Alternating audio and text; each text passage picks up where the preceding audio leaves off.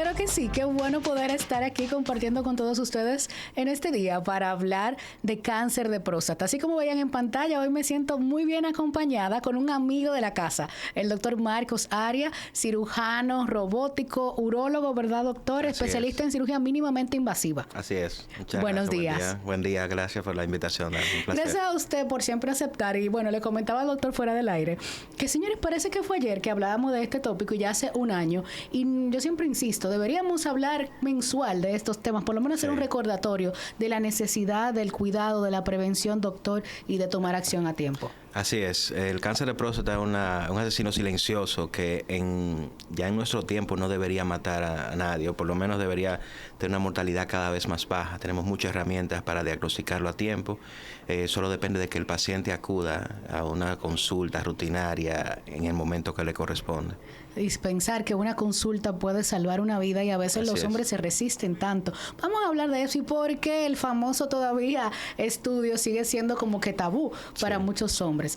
Ayer se celebraba el Día Mundial de la lucha contra el cáncer de próstata, doctor. Es una lucha, ¿verdad?, que se hace para concienciar, para que hablemos el tema y para poder quizás hablar de esos factores de riesgos que pueden ser hasta modificables. Claro. Sí, la idea es que cada día más las personas tengan la información. Con el hecho de que acuda a la consulta es suficiente. Por suerte, por lo menos a nivel privado, las personas están cada vez yendo con más tiempo de anticipación. Antes acudían más tarde. Los factores de riesgo del cáncer de próstata, los dos principales lamentablemente no son modificables. De ahí es que nuestra lucha sea más que preventiva, es de detección temprana, porque son la edad y la herencia familiar. O sea, el paciente que a medida que va aumentando su edad tiene más riesgo de padecer el cáncer de próstata, y pacientes que han tenido familiares de primera línea afectados por enfermedad tienen mucho más riesgo de padecerla también. Entonces, como no podemos modificar estos factores de riesgo, a diferencia de otros cánceres, sí lo podemos detectar a tiempo. Entonces, de ahí nuestra lucha. Entonces, es por eso la necesidad de poder hacerse, aparte de la consulta, ese estudio, ¿verdad, doctor? Claro. En el hombre. ¿Por qué aún hoy persisten los tabúes y quizás el miedo de...? Claro, bueno... Es lógico que los latinos tengamos cierta resistencia al tacto rectal, básicamente por tabúes y creencias y crianza también.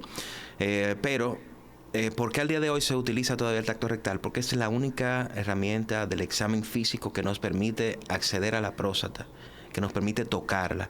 El cáncer de próstata no da síntomas hasta etapas avanzadas, de ahí que la necesidad de hacer un diagnóstico a tiempo, una prevención mediante consulta. Entonces, el tacto rectal nos permite tocar la próstata y un porcentaje de pacientes va a tener no síntomas y exámenes de laboratorios normales. Entonces, por eso el tacto rectal sigue siendo importante. Aunque la principal herramienta de diagnóstico sigue siendo, aún así, el antígeno prostático específico, que es una prueba de sangre. Hay quizás, hago esta pregunta quizás también en vista de todos los caballeros que tienen esa resistencia, que van quizás motivados por las esposas, por las madres, por las hijas, pero podemos ver quizás en un futuro cercano alguna opción ante el tacto rectal. Yo no creo. El examen físico, a pesar de los grandes avances que ha logrado la medicina, sobre todo en los últimos 50 años, sigue siendo una herramienta vital en el diagnóstico de cualquier enfermedad y no se sustituye. Pueden aparecer nuevas herramientas, pero por ejemplo, aunque tuviéramos una herramienta diagnóstica por un examen de sangre que nos diga exactamente el paciente tiene cáncer de próstata, para definir el tratamiento todavía necesitamos el tacto rectal, porque para yo saber como cirujano si puedo operar un paciente necesito tocar la próstata para ver si la puedo extraer. Entonces, el tacto rectal como herramienta del examen físico nunca se va a sustituir. Intentamos darle respuesta a quienes nos escriben y nos dejan sus inquietudes, señores, pero ya el doctor lo dijo. Así es. Así que lo mejor es ir donde el doctor y sobre todo en ese caso, como van a pasar pues este estudio de esta manera, ponerse en manos expertas, doctor, en gente confiable. Claro, en un urólogo ya con experiencia, en 3 a 5 segundos de un tacto rectal puede definir si hay algo anormal. y ya si hay algo anormal, pues quizás pueda tomar un par de segundos más, pero un tacto rectal no va a durar más de 10 segundos. Es un estudio bastante breve y puede ser muy, muy significativo y salvar la vida del paciente. Usted hablaba de que hay factores, o sea, no son modificables los factores para padecer, ¿verdad? No. De próstata. Y hablábamos de uno de esos por el punto de la edad. Doctor, pero se están viendo casos en edades antes de la fecha que se entendía, de la edad que se entendía, ¿verdad? Claro. Antes de después de que 60, que 50, 40 años. Entonces, ¿a qué se deben quizás esos cambios también?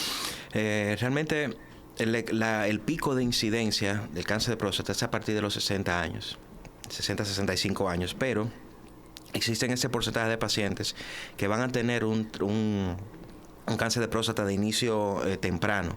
Siempre han existido, lo que pasa es que llegaban tarde, se diagnosticaban a los 50 y algo, ya con cáncer de próstata avanzado. Y siempre se encuentran ese nicho de pacientes con 40, 45 años que van a tener un cáncer de próstata. Pero de ahí es nuestra insistencia en que acudan a su urólogo a partir de los 40 años. A pesar de que la incidencia mayor sea más de los 50, 60 años, a partir de los 40 años es necesario hacerse un examen. Qué bueno que usted me dé esa respuesta, porque era justo la pregunta que continuaba, porque me llamaba la atención. Entonces, ¿cuál es la edad? Porque el hombre, sabemos, macho masculino, pues tiende a sentirse bien, o puede tener incluso padecimientos ahí que le están dando síntomas y no va al doctor. Claro. Entonces, ese hombre de 40 años que se siente enflorecido, ¿verdad? Así como es. diríamos nosotros, la flor de su juventud después de los 40, es insistencia que se chequeen. Claro. Después de los 40 es necesario una visita al urólogo. El urólogo les va a decir, mire, puede estar tranquilo un año más, venga el año que viene, no va a pasar nada. No necesita un seguimiento constante si todo está bien. Pero incluso se recomienda que en personas o pacientes que tienen familiares de primera línea, dígase hermanos o padres con afectado de cáncer de próstata, acuda incluso antes, a los 35 años, ya para conocer su estado, para saber en cuánto es el nivel de PSA, cómo es su tacto rectal, para llevar un seguimiento, para en el momento que existe una alteración, poder encontrarla a tiempo y quizás lograr un diagnóstico temprano. Y lo que usted hablaba de detectar claro, a tiempo.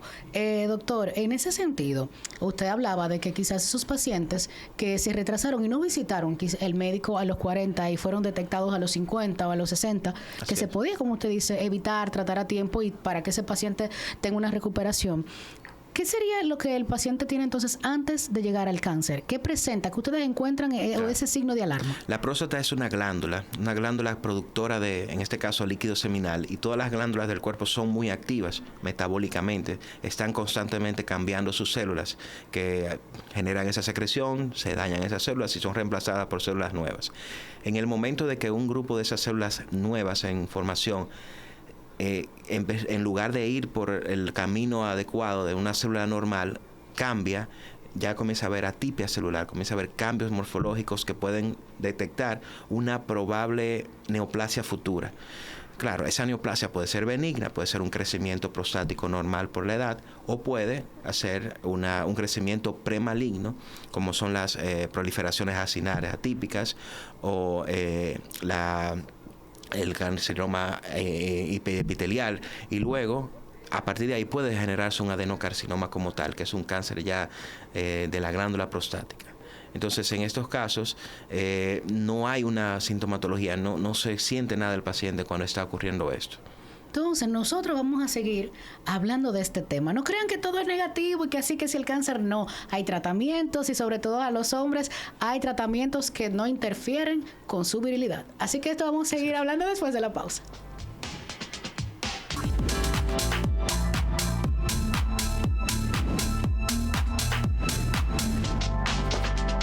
Continuamos conversando con el doctor Marcos Arias. Doctor, hablábamos del tema de los factores, ¿verdad?, de riesgo no modificables que tiene el hombre, de esa insistencia en ese chequeo para detectar a tiempo. Una vez detectado un cáncer de próstata, ese momento en que se le da la noticia al hombre, ¿qué es lo que usted tiene que más le afecta al recibirla?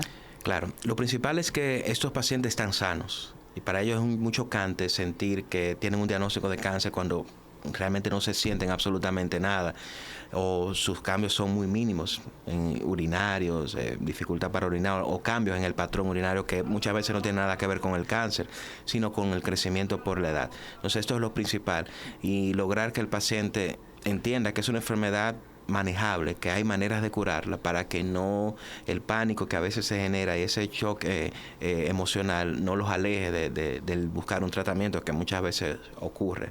El paciente desiste de buscar un tratamiento porque emocionalmente no lo ha manejado bien. Entonces ahí también la familia tiene un factor muy importante en darle seguimiento a ese paciente para que él se sienta que puede curarse y que la vida va a seguir y que no es algo de una sentencia de muerte para nada. ¿Pasa de repente que usted da ese diagnóstico o pone cierta, bueno, tenemos que entrar en tratamiento, vamos a hablar de ellos ahora, y el paciente retrasa ese proceso? Sí, claro. Esa fase de negación inicial, donde el paciente se puede alejar, la mayor parte de las veces no ocurre. La mayor parte del paciente se siente bastante interesado y quiere resolver, como decimos en buen dominicano, pero existen esos pacientes que tienen una manera diferente de reaccionar, y ahí es donde la familia es importante, no dejar que se aleje, no permitir que retrase mucho el tratamiento, porque ese retraso sí puede ser significativo en el resultado final y en el pronóstico de la enfermedad. Esas opciones de tratamiento que tienen los pacientes ahora, así como usted habla ahorita, hemos avanzado y la medicina ha avanzado para bien. Sí, bastante. Ya los tratamientos no son inhabilitantes como antes.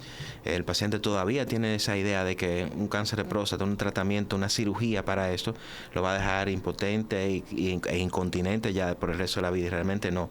Tenemos herramientas muy modernas disponibles en nuestro país, disponibles en nuestra ciudad, como por ejemplo la cirugía robótica, que es la principal herramienta quirúrgica en la lucha del cáncer de próstata a nivel mundial. Entonces aquí lo tenemos disponible, lo tenemos en nuestro centro, en el Hospital Metropolitano de Santiago. Y hablamos de eso, yo creo mucho, doctor, que quizás los hombres, vamos a hacerlo como si fuera un efecto dominó. No voy a chequearme porque primero tengo que pasar el estudio y después si sale, claro, ¿qué va a ser de mi vida sexual? Sabemos que todavía el hombre latino relaciona mucho ese tema con la masculinidad o Así ese es. orgullo. Así ¿No? es. De repente. Sí, claro, y es como bien dice, ese efecto dominó, o sea, retraso la visita al urólogo, una vez, principalmente el retraso por miedo no tanto miedo al tacto rectal, muchas veces el miedo a qué pasaría. O sea, si me encuentran un diagnóstico de cáncer y ya luego que tienen el diagnóstico puede existir esa resistencia al tratamiento, pensando en la posibilidad de una disfunción sexual permanente, una impotencia. Pero yo le digo al paciente, mire, el paciente vivo cualquier cosa se puede resolver.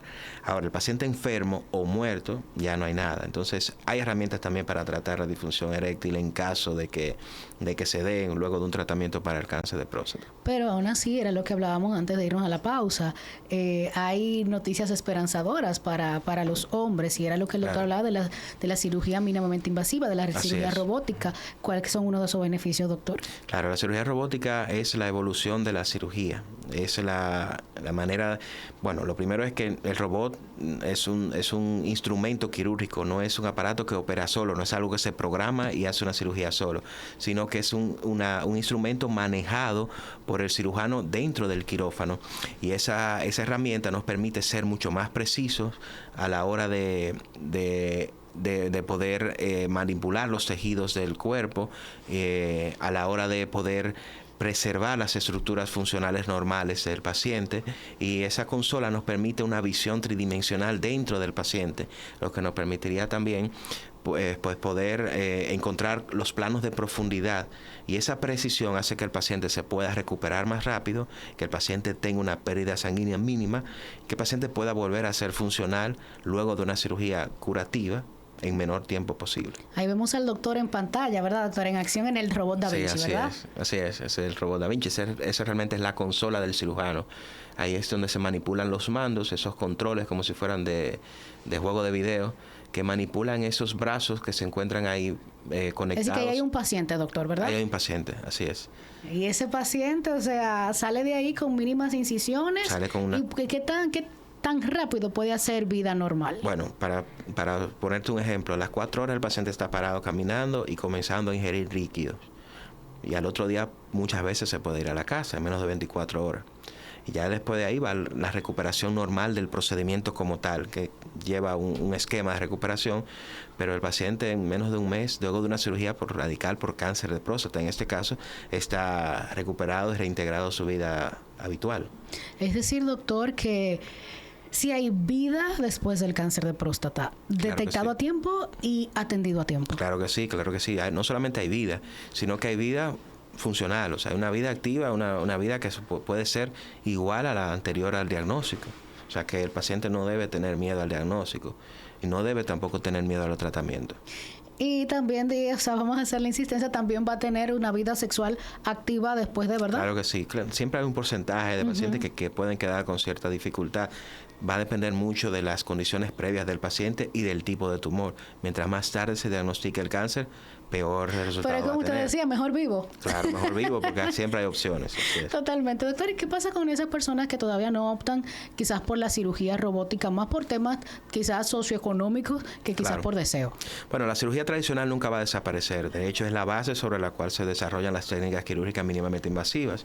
Muchas veces lo que nosotros hacemos en cirugía robótica es replicar los conceptos de la cirugía convencional abierta. Por lo tanto, no va a desaparecer. Y sí, hay algún tema con la cobertura de esas cirugías, del aparato como tal, por las aseguradoras. Y hay pacientes que todavía quizás no van a poder acceder a la tecnología y se puede operar de manera convencional también. Esa operación por robot, sabemos que ustedes en el HOMS han sido líderes en cirugía robótica. Y pioneros. Líderes pioneros, y usted también en el área de cirugía robótica Así como es. dominicano en el país. Así es. Esa formación que usted hablaba, la importancia de... Claro. Sí, en un programa de cirugía robótica la experiencia es muy importante. El ir poco a poco, el ir desarrollando el programa y que permitir al programa crecer a través de sus resultados. Entonces, tenemos una década ya de un programa de cirugía robótica bastante desarrollado, muy bien establecido, con muchísimos pacientes. Ya yo, en mi caso personal, tengo desde el 2019 haciendo cirugía robótica. Entonces, sí, la experiencia es muy importante para poder traducir los resultados al paciente, sobre todo eso. No, y también brindarle esa seguridad de que Así yo es, sé, también. o sea, el doctor me brinda seguridad, pero también el centro donde estoy me brinda seguridad. Y según leí unas noticias de unos de ustedes, tienen el último robot, el último, ¿verdad? Da Vinci. Sí, tenemos, bueno, recientemente salió una nueva consola, pero todavía no se está comercializando. Pero sí, tenemos el último Da Vinci comercializado, el último que está en uso. El más moderno, que tiene los mejores instrumentos, porque tienen instrumentos más largos, pero también más finos, que permiten aún más precisión, y nuevos instrumentos que dan pues otras vertientes a las cirugías de todo tipo, no solamente la cirugía urológica. Doctor, hemos hablado, ¿verdad?, desde haciendo como que un panorama general de factores, tratamientos, esos consejos propios. Pero la pregunta, ahora a la realidad, ¿qué tantos pacientes estamos viendo? Bueno, el cáncer de próstata es uno de los tumores más frecuentes en el hombre. De hecho, es el segundo más frecuente luego del cáncer de pulmón. Entonces, los pacientes están. Lo que pasa es que tenemos que encontrarlos, o sea, que ellos vayan a las consultas. Es una de las patologías más frecuentes tumorales. Entonces, sí, los pacientes se operan, muchísimos pacientes, y en todos los centros, no solamente en el mío, donde trabajamos, sino que el diagnóstico, la incidencia está. Entonces, podemos creer o tener la percepción, porque no conocemos a nadie padeciendo la enfermedad, de que esto es poco frecuente y que no me va a tocar. La realidad es que no. Mientras más años cumplimos, más aumenta el riesgo de cáncer de próstata, y todo el mundo va a conocer a algún familiar, algún conocido cercano con cáncer de próstata. Ahora, está en qué tipo de cáncer va a tener y qué herramientas va a poder acceder el paciente, y todo eso depende del diagnóstico temprano. Ay, Dios mío. Entonces, yo combino todo esto con la inicial que usted decía. No hay manera de prevenir. Entonces, de repente estamos en una tómbola. Yo digo tanto las mujeres, porque también con la incidencia y el aumento de los cánceres que padecemos, pero también entonces los hombres. Entonces, si te tocó, te toca. Te toca. Lamentablemente sí. Hasta ahora siempre podemos recomendar que lo mejor es llevar un tipo de vida saludable, activa, no sedentaria, una alimentación lo más saludable posible. porque si bien no ayuda a prevenir el cáncer de próstata, pues sí ayuda a obtener mejores resultados con los tratamientos. El paciente que se siente bien, que tiene una buena actividad física, un buen desempeño físico, va a responder mejor a cualquier tratamiento. Pero los dos factores de riesgo principales no son modificables. Entonces nos va a tocar a uno más que otro. La idea es encontrarlo a tiempo. Entonces la insistencia es esta: vaya a una consulta urológica rutinaria, regular anualmente, a menos que su urólogo le diga que tiene que ir antes de un año, y va a tener esa tranquilidad de saber que está sano, o en el momento que haya algo alterado, pues diagnosticarse a tiempo. Doctor, los hombres que están abusando de sustancias, ya sea para rendimiento sexual, para aumentar músculos en el gimnasio y otras tantas, ¿verdad?, que aparecen, ¿afecta esto tanto su vida sexual como podría incidir en padecer enfermedades del hombre, como le llaman? Pero esto después de la pausa.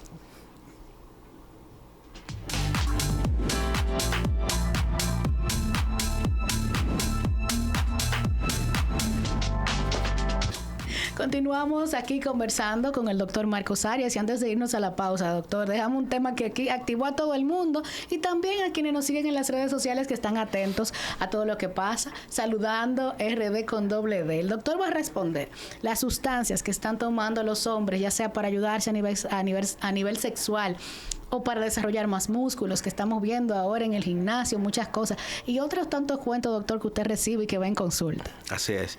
La sustancia de aumentar rendimiento en general pueden ser muy peligrosas.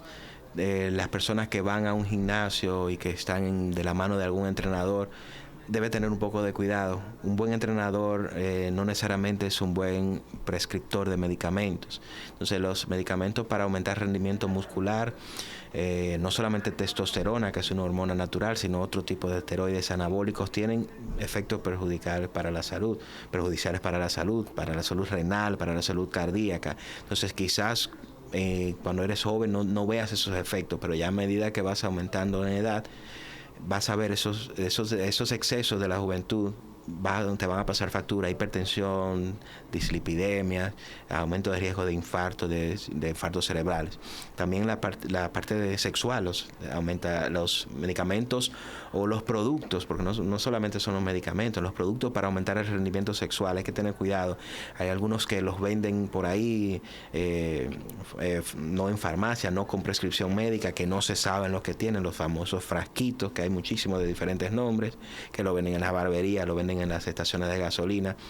Muchos de estos tienen sustancias que pueden aumentar el ritmo cardíaco, y si usted tiene un factor de riesgo, puede causar un infarto. Entonces, si hay un problema de este tipo, si usted como paciente, como hombre, se siente que el rendimiento sexual ha bajado, que no tiene la misma energía para hacer ejercicios, también debe acudir al urólogo, porque nosotros también tenemos dentro de nuestro rango de tratamiento cómo manejar esto, y hay maneras seguras de hacerlo.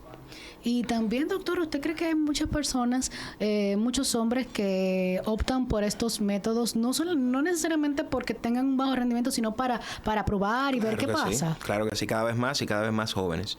Un paciente joven, sin condiciones de salud, sin ningún tipo de enfermedad preexistente, no debe tener un problema en desempeño sexual. Entonces, muchas veces ocurre que quieren tener un desempeño sobrenatural, por así decirlo, y esto no se logra de una manera saludable. Entonces, tomar este tipo de medicamentos sin necesitarlo, pues también puede provocar algunos efectos adversos. ¿Qué los lleva a eso? ¿Usted entiende? Y dijimos que íbamos a hacer un programa especial sobre eso, quizás sí. La exposición que están teniendo a lo que se cree que debe de ser, claro, el tema de la vida sexual. Bueno, hay estudios sobre esto y las redes sociales. Sabemos que hay una cierta percepción alterada de lo que es la sexualidad normal. No solamente por la pornografía, que realmente ha existido desde hace mucho tiempo, sino ya la percepción social de cómo debe ser la sexualidad, cómo los jóvenes están entrando a la sexualidad ahora es muy diferente hace 10, 15 años, ni siquiera hace 30 años. Entonces esto genera una presión social que ellos se van generando a sí mismos, se van poniendo sobre sus propios hombros, no solamente los hombres, sino también las mujeres. Y eso va creando esta dinámica inusual, muy, muy dañina, uh-huh, de cómo es la sexualidad normal y los lleva a probar de todo, no solamente productos de ese tipo, sino muchas veces drogas de otro tipo, alucinógenas, que también aumentarían el rendimiento por un efecto secundario. Entonces, sí, hay que tener cierto cuidado en cómo la juventud accede a la sexualidad ahora, cómo se introduce a la sexualidad normal, que es muy diferente hace 10, 15 años. Y los jóvenes masculinos también, frente a las exigencias de una mujer que en estos tiempos maneja otros tipos de información. Sí, porque también ocurre que hay percepción alterada de la sexualidad femenina.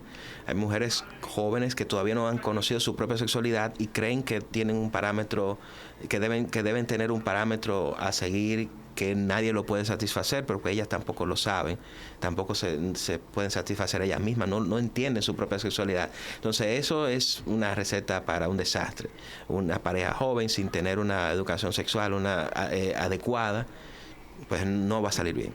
Eso solamente fue como el avance de ese programa que vamos a preparar especial, ¿verdad, doctor? Con este tema, que yo sé que va a llamar la atención no solamente de los hombres, de las mujeres, sino también de muchos padres y de muchas personas que van a hacer esa introspección sobre esto. Todo tiene solución y también analizarlo de una manera clínica con expertos. Claro. Yo pienso que nos da otra perspectiva de ese tema. Doctor, en esta parte final, cáncer de próstata, ¿qué tenemos que tener claro? Nosotras también las mujeres, porque somos, como dije al inicio, somos madres, somos hijas, somos esposas, somos hermanas, pero también para poder guiar a esos hombres de nuestras familias. No, y solamente son cabeza de familia las mujeres cada vez más, eso ya ha cambiado hace tiempo.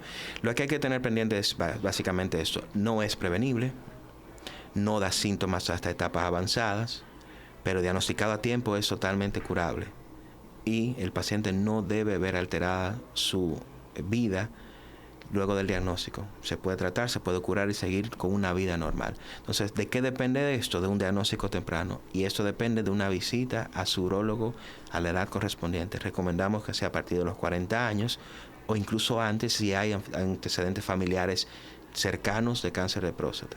Creo que con eso es el mensaje final que debemos quedarnos. Tengan o no pacientes que hayan padecido cáncer de próstata, hay que motivar a nuestros hombres a esa consulta por lo menos anual, doctor, ¿verdad? Así es. Entonces, que este es el mensaje que nos quede y que no sea esperemos el otro año para decirlo, sino que ustedes mensualmente estén ahí atentos cuando le toca esa revisión a mi familiar. Doctor, ¿dónde lo podemos encontrar para las personas que ya están así alertas? Tengo que ir a consulta. Claro que sí, en el Hospital Metropolitano de Santiago, en el consultorio 521, en las redes sociales, en Instagram precisamente, en @DR Marcos Arias, como doctor Marcos Arias, y también con el mismo drmarcosarias.com, página de internet donde pueden encontrar información sobre este tipo de enfermedades, procedimientos y contactos. También un número de contacto que se puede dar es el 809-628-2885, ahí para preguntar, ¿no? Para recetar, preguntar sobre consultas, etcétera. Para hacer sus citas, señores, para las consultas directas de manera presencial. Exactamente. Pero ahí tienen todos los canales de comunicación con el doctor Marcos Arias. Yo sé que, como insistimos, esto es un tema de importancia y que sobre todo no nos tiene ajeno a nadie, sino que, como dijo el doctor, cualquiera puede ser. Así que vamos a tomar las medidas preventivas necesarias. Doctor, muchísimas gracias. Un placer haber estado aquí. Gracias por la invitación. A ustedes, como siempre les digo, muchísimas gracias por el favor de su sintonía. Será mañana cuando nos veamos de nuevo en un nuevo Saludando. Bye, bye.